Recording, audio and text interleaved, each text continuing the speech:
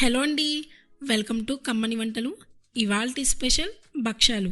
వీటిని కొందరు భక్షాలు అంటారు, కొందరు పోలేలు అంటారు, మరికొందరు బొబ్బట్లు అంటారు.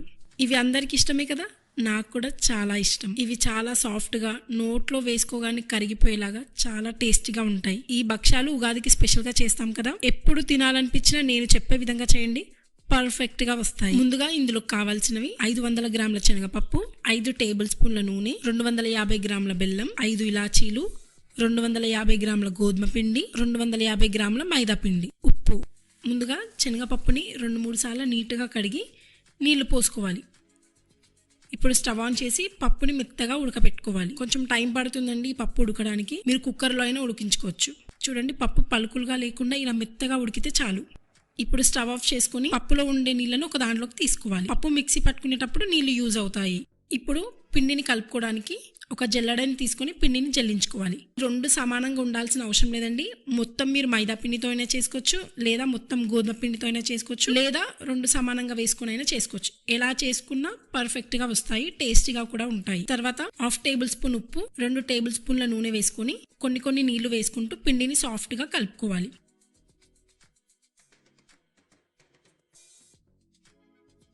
ఇలా కలుపుకున్నంత ఒక 1/2 అవర్ అయినా నానబెట్టుకోవాలి. అంతలోపు మనకి పప్పు కూడా చల్లారింది కదా. ఇప్పుడు మిక్సీ జార్ని తీసుకొని 5 ఇలాచీలు, ఉడకబెట్టుకున్న పప్పుని కొద్దిగా వేసుకోవాలి.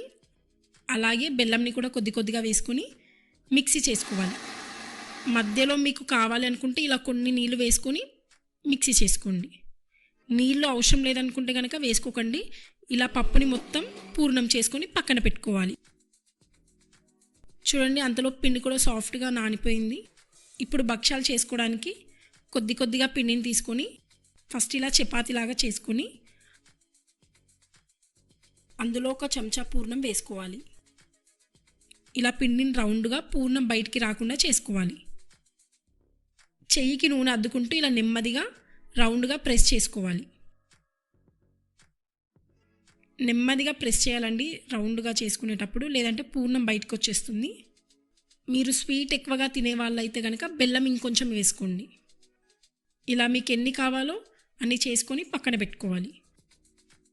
మేమైతే భక్షాలు అంటాం, మరి మీరేమంటారో కామెంట్ చేయండి.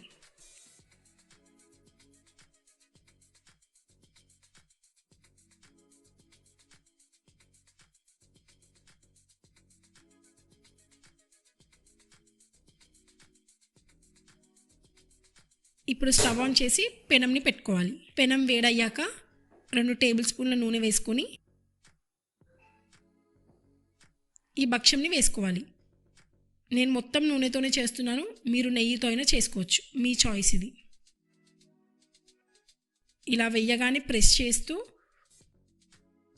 2 సైడ్లో సమానంగా కాల్చుకోవాలి. ఇలా మిగతావన్నీ కూడా చేసుకొని పక్కన పెట్టుకోవాలి. మీకు ఎన్ని భక్షాలు కావాలో అన్ని భక్షాలు చేసుకొని మిగిలిపోయిన పూర్ణంని ఫ్రిడ్జ్లో పెట్టుకోండి. మీకు తినాలనిపించినప్పుడు వేడిగా చేసుకొని తినొచ్చు. అంతే అండి, చేసుకోవడం కొద్దిగా టైం పడుతుందేమో కానీ చేసుకోవడం మాత్రం చాలా సింపుల్గా చేసుకోవచ్చు. అంతే అండి, చూసారు కదా ఎంత సింపుల్ అండ్ టేస్టీగా ఉందో, ఎంత సాఫ్ట్గా వచ్చాయో.